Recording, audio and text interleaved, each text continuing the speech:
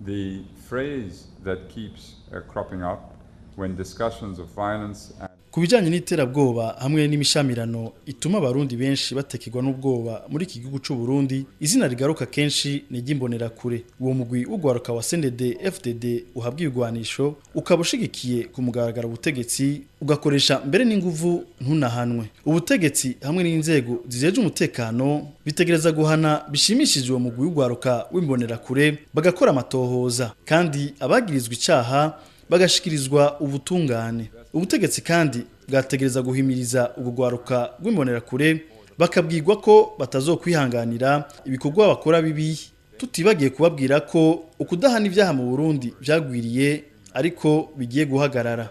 Abarongoye iki gihugu cyane cyane igipolisi bategereza gufata co kimwe imyerekano iba mu gihugu biciye mu kubahiriza amategeko mpuzamakungu yoyo aho ubwigenge umuntu wese bwo kuja hamwe n'abandi. Accordance with international laws and standards relating to freedom of assembly.